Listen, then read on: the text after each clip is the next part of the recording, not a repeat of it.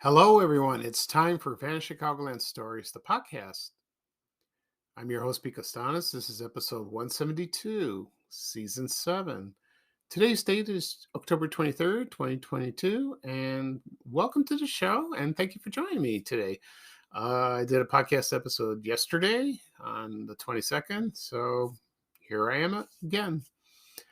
On today's program, I will talk about Stan Mikita from the Chicago Blackhawks. And also, I will talk about radio station. This was an oldies station, WJMK, Magic 104. And I will talk about my memories of listening to this in the 80s, 90s, 2000, and a story I was involved with the radio station. Okay. Right now, the program will go into a commercial break. And this program is brought to you by Perfection. And it was a board game. Well, not a board game. It was a game from the Lakeside Company. And here's the commercial is from 1978. So sit back and enjoy, and you would remember this commercial jingle like I did growing up in the late 70s.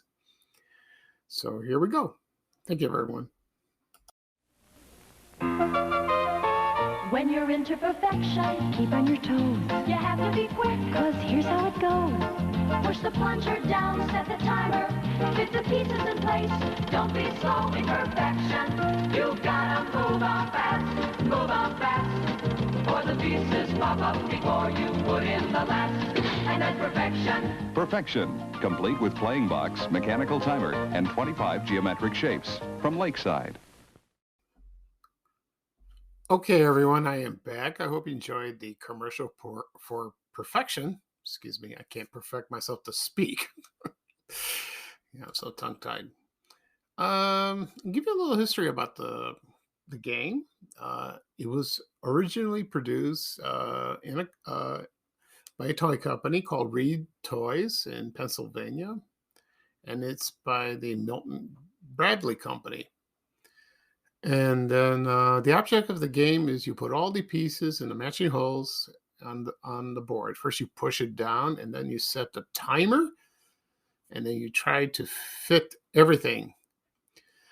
And so there were 25 pieces, and you have to do it within 100 seconds, I believe. And if you don't make it in time, when the game is over, the board pops up and all the pieces fly.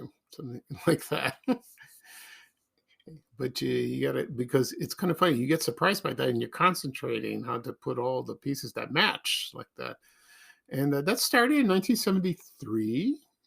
And the slogan was "Get rocking before the pieces start popping." And later on, the board game was transferred to Lakeside. That's where you heard the commercial. And then it was then purchased by Coleco, and then that was in 1986. And then Coleco went bankrupt in 1988, and then it was purchased by the Hasbro company. And then it's continued by the Milton Bradley brand like that. So I think Hasbro and Milton Bradley merged. I don't know the whole story of that. And but the original timer was 60 seconds, excuse me, not 60 minutes. It's too long. Like that. I did not have this game. I had Superfection, and that came out in 1975. And I got this for a Christmas present. And I saw that one day. I saw it on TV, and I mentioned to my mom, I like to buy this game. And she said, all right, we'll see. Well, she's a good listener. She bought it for me for Christmas. So I'm glad she did. God bless her. And then it's like 16 two-piece. It was a 16 two-piece puzzle, and it was like cubes, and you have to place them in a tray. You do the same thing with Perfection, and you have to do it within 2 minutes. That's long. That's I don't know if that's an adequate time for that. And also, there were other games that was called Challenge Perfection. I don't know anything about that. And Head-to-Head Perfection. That came in the 80s. Like that. And then they keep releasing the game. It's still available if you want to buy it. If you go to Walmart, Toys R Us used to have it. I hear it's coming. Toys R Us are coming back. It's going to be Macy's. And also buy it on Amazon. If you're nostalgic, it doesn't look the same where I remembered when I was growing up. But it was a fun game. I liked it, and the commercial is classic. With that slogan. Okay. At the beginning of the program, I said I will talk about Stan Mikita of the Chicago Blackhawks and also WJMK, Oldies 104 or Magic 104 FM. So I will start with Stan Mikita.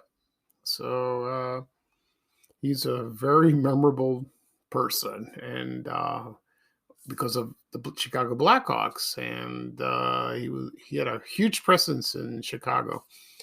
And not only that, but he was a great player. Seemed like a very nice man. So I'll give you a little biography of him, and then I'll talk about some couple memories of watching Stan Mikita on television. Okay. All right. So he was born May 20th, 1940. His real name was Stanislaus Guoth. It's spelled Guoth. I don't know if you pronounce it that. So he was not born in America. He was born there. And he was born at the Slovak Republic. So I'm thinking this is Slovakia. When Czechoslovakia, they merged, and then they broke up in 1993, and then you had the Czech Republic, and then you had Slovakia. You have that. And he moved to a town in Ontario, Canada called St. Catharines. Yeah, did that, and well, it's not a town; it's a city. Yeah, you don't hear much about it. And he raised in a small farming community. He did until then he moved to St. Catharines, so he was on a farm. And so they came from Slovakia, and he was adopted by his aunt and uncle. I don't know about his parents. I don't know what happened to him. Happened to them, excuse me. And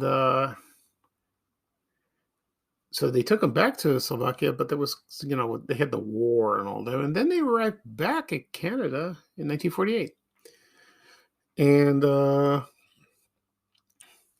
he was, Stan Mikita always mentioned in his interviews he was very proud of his heritage, where the country was born. That's very nice. He's very proud of that. Then started playing hockey at an early age, and then he played and then he started in seasons at the St. Catharines Teepees for the Ontario Hockey Association. So that's where he got started with his hockey career. Then he was promoted to the Chicago Blackhawks in 1959, and that's where his career got started with the Chicago Blackhawks. And then in 1961, the Chicago Blackhawks won their third Stanley Cup, and he was there. And his position was sentry of that. So, and then he played. He was a wonderful player. As hockey fans or sports fans, you would watch him play, and he's amazing. He was amazing. He really was.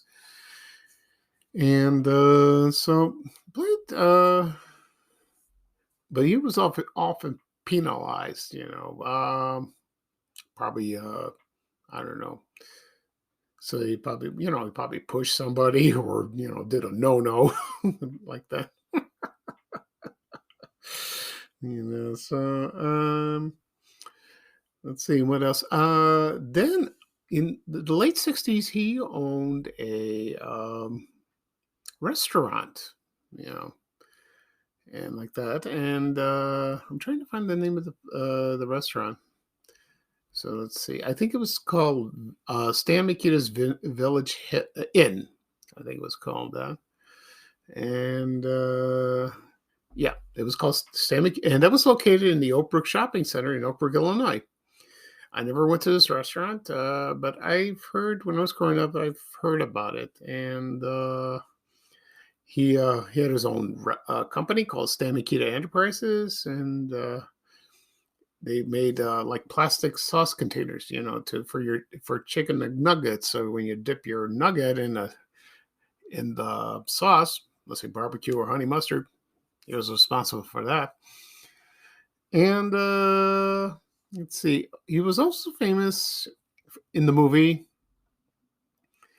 in Wayne's World in 1992 that starred Mike Myers and Dana Carvey. And it features Stan Mikita Donut Shop. And he was in the movie. I remember that, So that's kind of funny. Right now, I'm going to play the theme song of Here Come the Hawks. And this is about over 2 minutes. And this is a classic song for the Chicago Blackhawks. So sit back and enjoy. It is a lot of fun listening to this song. It really is. Okay.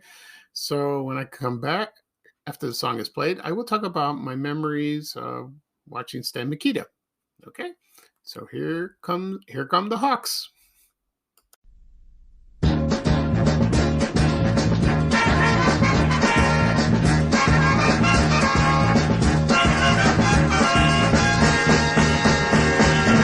Here come the Hawks, the mighty Blackhawks. Take the attack, yeah, and we'll back you Blackhawks. You're flying high now, so let's wrap it up. Let's go, you Hawks, move on.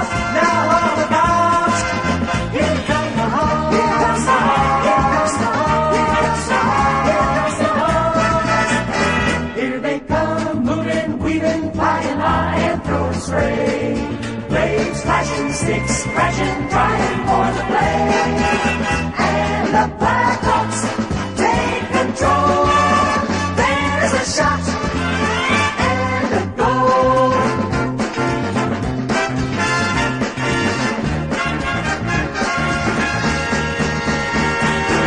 Here come the Hawks, the mighty Blackhawks. Take the attack, yeah, and we'll back you Blackhawks. Flying high now, so let's wrap it up. Let's go, you Hawks, move on. Now on the Hawks, here come the Hawks, here comes the Hawks, here comes the Hawks,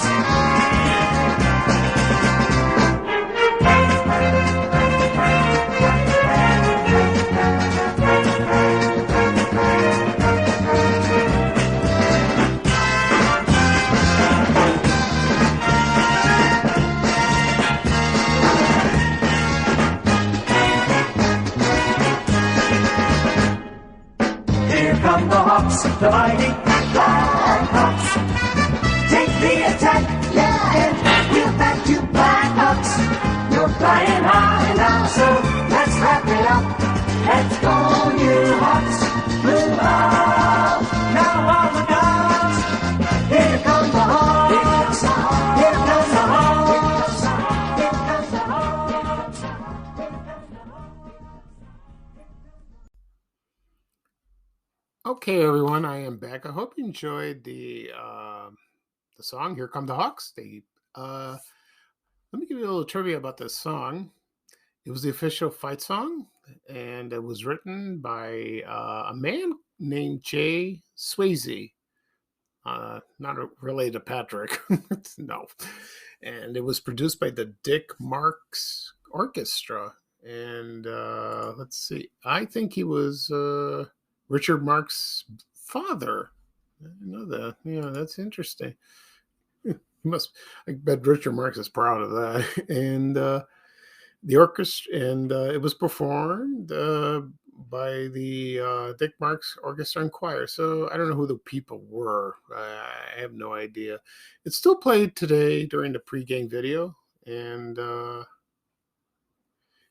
and also there's this instrumental music of that.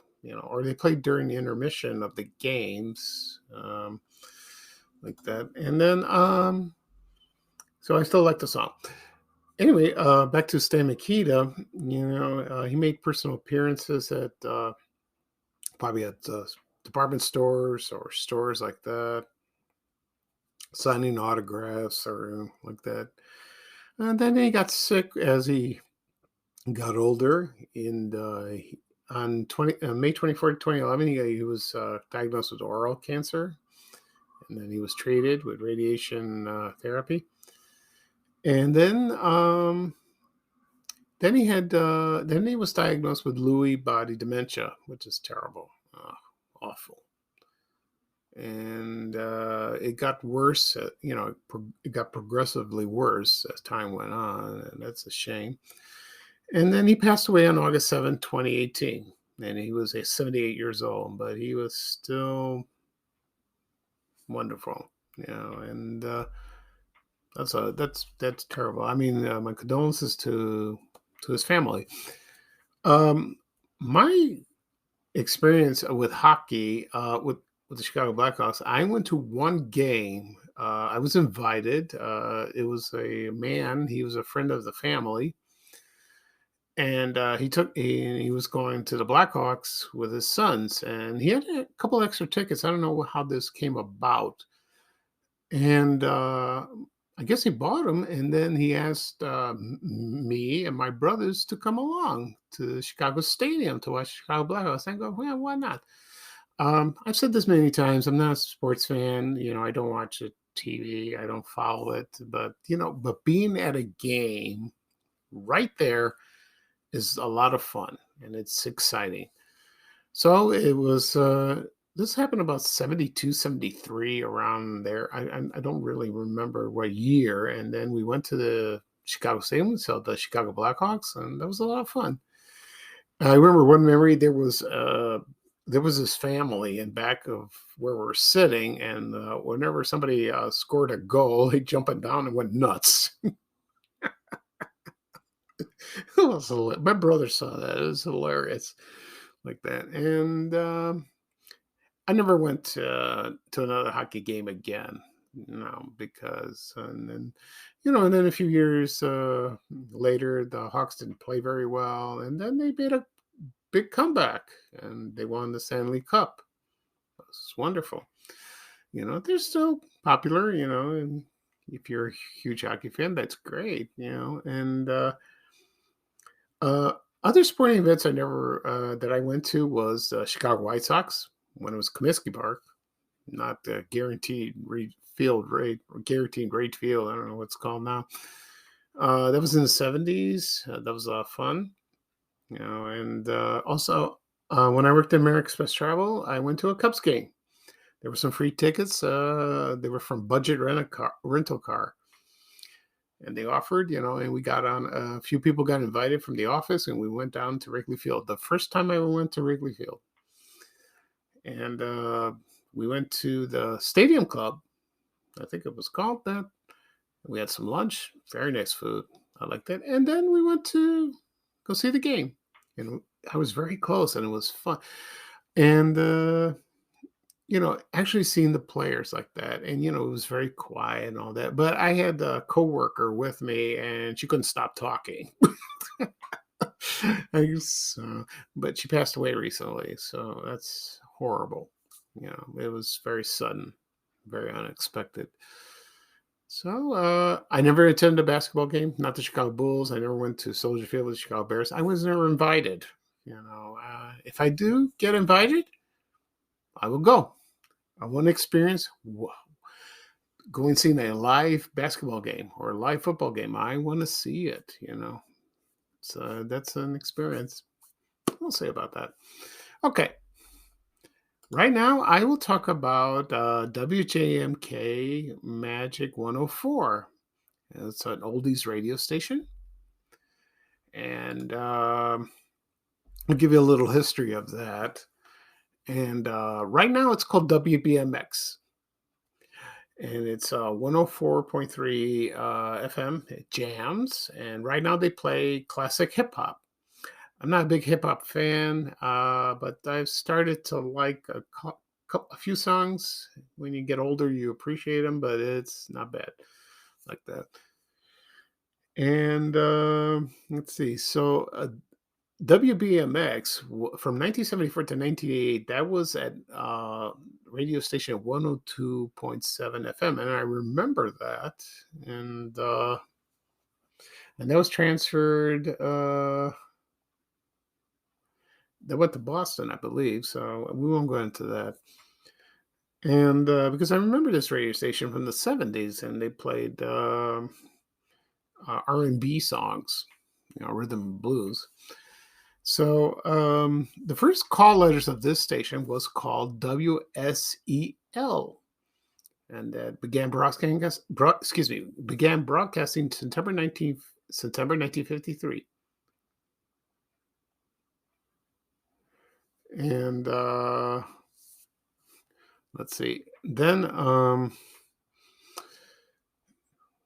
that was my phone going off. I got a text. And let's see. Then that was located in 8 South Michigan. I remember this. 8 South Michigan, that was my dental office in the 1970s. Like that. Then the station changed to WJJD FM, and I remember this. And they played, WSEL, they played classical music, beautiful music, like FM 100. Remember that radio station? And they played that, and it was simulcast, on WJGD AM and FM. That was 1160 AM. And then in 1965, they changed it to a country music station. They did that.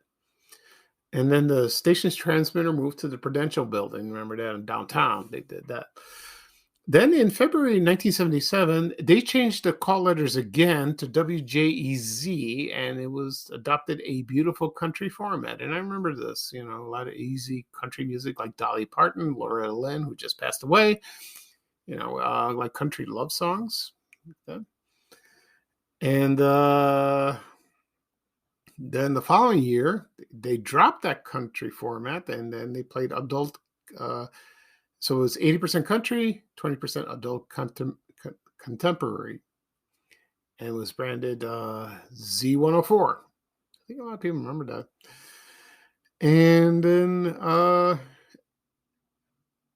And then they changed it again, and the WJJD on 1160 AM was they played the music of your life.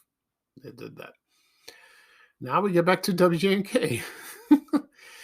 In early August 1984, they adopted a oldies format, and they changed it to Magic 104, and they changed the call letters to WJMK. And one of the first disc jockeys that were on the air were Dick Biondi. Yeah, he was first heard there, and also Ron Britton. I remember him. He was a great man. It's too bad he died. He died about a couple of years ago. Yeah, that's so sad. And they played the current hits, at that time, 84, 85. And then they dropped that, and then they started playing oldies from the 1950s, 1960s, and early 70s. And I love that time I love that time in that era when they played that. That was one of my favorite radio stations. I listened to it all the time. I listened on my radio, in my car radio. I had my Walkman radio. I tuned into that. That was awesome. I loved that. And then in 1987, they moved the transmitter to the Sears Tower. And like that. And I love that song. I love the songs they played. My favorite was the 60s, late 50s or in the 60s. Classic. And other disc jockeys, which I remember, was Amy Scott. I remember her very well. And right now, I'm going to play the commercial for Oldies 104, Oldies Magic 104, WJMK. And when I come back, I will talk about Amy Scott and my memories of her. And you'll just stay and listen. I will tell you. Okay, so here is the commercial for WJMK Magic 104 from 1987. Thank you, everyone. Rock and roll is here to stay. Magic 104, Chicago's oldie station. 1, 2, 3 o'clock, 4 o'clock, rock. We're gonna rock around the clock tonight. Goodness gracious, great balls of fire. I wanna hold your hand. Stop in the name of love. Isn't good, WJMK Magic 104, Chicago's Oldies station. Okay, everyone, I am back. I hope you enjoyed the commercial for WJMK Magic 104. I remember this when they played this on television during the 80s. As I said before, I was talking about DJ Amy Scott and my not relationship, but my memory of her. And this is what happened. They had a contest on the radio station, and it was for 2 free tickets to attend the comedy play Sheer Madness, and that was playing at the Mayfair Theater at the Blackstone Theater, located at 636 South Michigan Avenue. So I don't know who, not who, I don't know which caller you had to be. The 15th caller, that sounds like WLS. I don't know which caller it was. I don't remember. So I was living in my old house. I couldn't use, we had 3 landline phones, one in the kitchen, one in the basement, and one in my parents' bedroom. So I had to get privacy. So I went to my parents' bedroom, and tried calling. So I was listening to radio and, because I want to hear myself on the radio and win a prize. And so I kept dialing. I did this for about maybe a week. But one day I got through. And there was Amy Scott on the radio, and I was on the radio for the first time. I heard myself on the radio, and I guessed this, and either I guessed a song or I was the what caller I was. I think I guessed a song. I don't remember exactly. She sounded very pleasant, very nice lady, and she says, "You won." So I won. That was my first time winning a prize on the radio. It was exciting. And then after they recorded me on the radio, and then after she went back on the air, and then I talked to this man, and I think his name was Gary Price. He was a program director. I remember him. And he took and verified my name, my address, and he sent me the tickets to my home.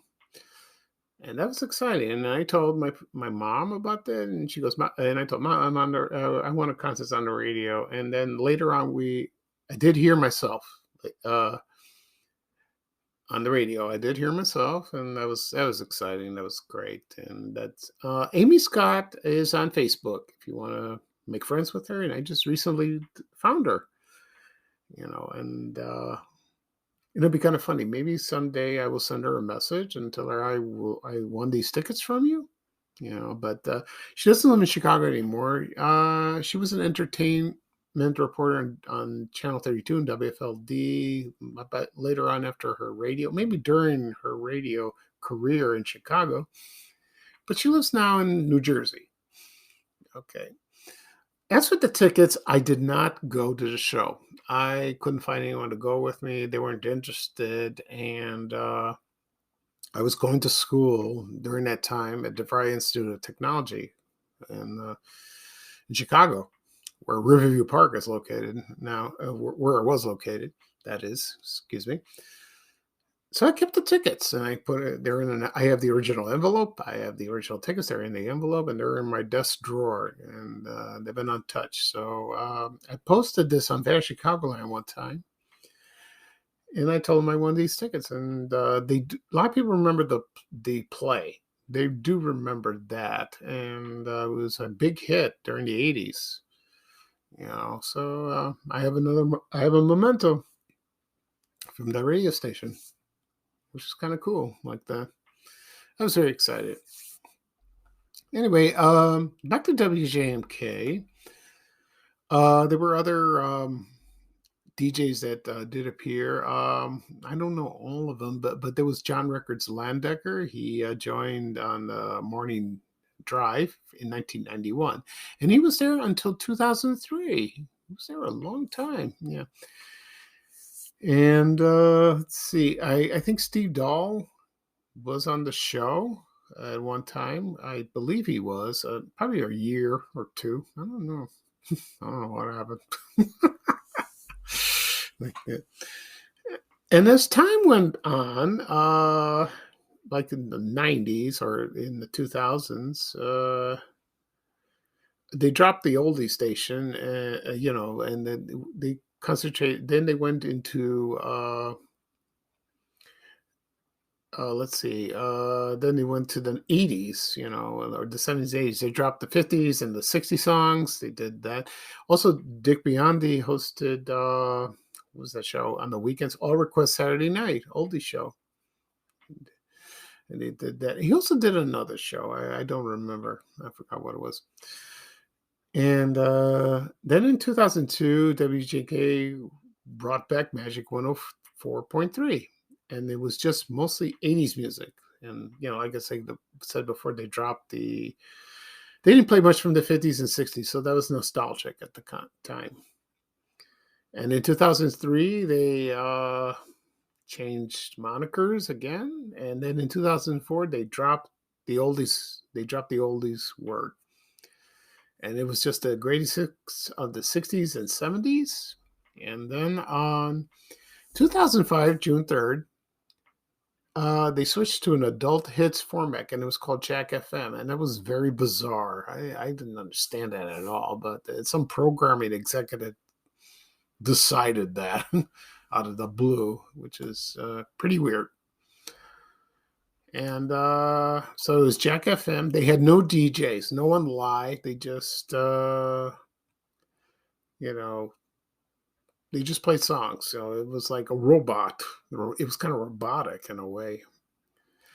And, excuse me, WJMK went into HD radio. It was like a substation. So you could still stream it, and you can listen to what I've listened in the 80s and the 90s like that.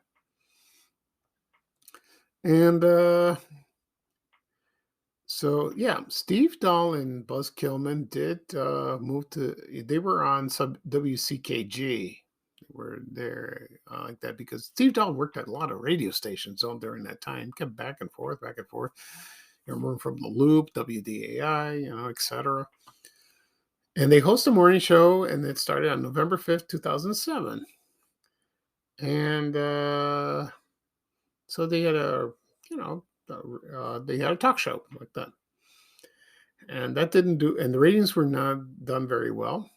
So they dropped Jack FM. Thank God they got rid of it. And that was in June 2010. On March 2011, they were returned, and it was called 104.3 K Hits. And I started listening to that, and that was great. And they played 70s and 80s. They did that. And in the morning show, they brought Eddie and Jobo, Eddie Volkman and Joe Colburn, where they were on B96. And that was great listening to them. And they had Gary Spears in middays. And they had Bo Reynolds in the afternoon drive time, and they had George McFly in the evening. And then there were weekend hosts. There were Tommy Edwards, Ken Cocker, and John Calhoun. Oh, that was great. Eddie and Jobo didn't last very long. They were there about a year. And then mornings were hosted by Dave Fogel. And I think he's on WLS FM. I think he's there now, and he was there before. Tommy Edwards retired in 2014 in September. And then they just played 70s and 80s for the last year. Then on February 2nd, 2017, they changed again to 104.3 Jams. And they played, excuse me, now they play classic hip hop. I haven't listened to the station ever since. No, I did not. So it's still on the air. I need to play classic hip hop. The radio station I play now, I listen now is Me FM, 87.7. And they play a lot of oldies songs, which I love, 50s, 60s, 70s, sometimes 80s. And I don't know who the DJ is, but there's a DJ called Rick O'Dell. I'm sure you've heard of him. He was in a lot of radio stations. I think he's a station manager right now. One day I was listening in the car, And there was a song I wanted to download it and put it on Apple Music, but I don't remember the name or I don't remember the name of the song or the artist. So on their website for VFM, they say if you have a question about a song, send an email. And I did. And I got a response about a few hours later from Rick Odell, and he told me the name of the song and, and who sang it. And I was very appreciative. And I told him, thank you for that. And in the email, it says, your name sounds familiar. Where have I heard it? And I said, I do Vanish Chicagoland. And then I replied his email. And then he replied back, oh, I know the page. You have a wonderful Facebook page. I love it. I said, thank you. So he's a nice man. He really is. So I still listen to that radio station all the time. Whenever I'm in the car, I turn it on.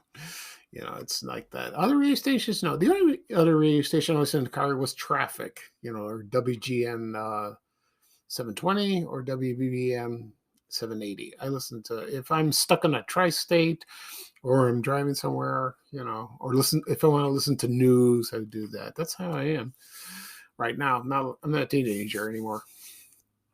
So, that's a shame because WJMK, like I said before, that was one of my favorite radio stations growing up in the 80s and 90s. I miss that. Okay. That's the end of our show. I had a long one. So I'll do a recap of what I discussed. I talked about Stan Mikita of the Chicago Blackhawks, and I also talked about WJMK WJMK Oldies Magic 104 FM in Chicago. So it's a surprise podcast today. I had time. I usually do one on Tuesdays, but I have some errands to do, so I won't be able to do it. Probably do another podcast next weekend. This episode will be available once it's published on whatever podcasts you have on, whatever apps you have on your phone, on your tablet or your desk, maybe on your desktop. I don't think so. Yeah, you can listen on your desktop. Be Apple Podcasts, Google Podcasts, Amazon Music, Spotify. You go on Breaker, Overcast. Also, I have my YouTube channel. If you go on YouTube and search Vanish Chicagoland Stories, it will be right there. It should be ready this afternoon. Also, I'll share it on my social media accounts, Facebook and Twitter. Okay, if you care to listen. Okay. So tomorrow, I'm going to the hospital, do a bone scan. Oh, for a body scan. Oh, I'm praying. I hope everything's going to be okay. I'm nervous and scared. I really am. I don't want to go, but I have to go. So we'll see. All right. So this is your host, Pete Costanas for Vanish Chicagoland Stories, the podcast. Thank you again for joining me. I hope you had a wonderful time listening to me. And bye-bye from me. And here's Ray Renner with a little traveling music saying bye, bye, bye. So take care, everyone. And I hope to hear from you soon. See ya.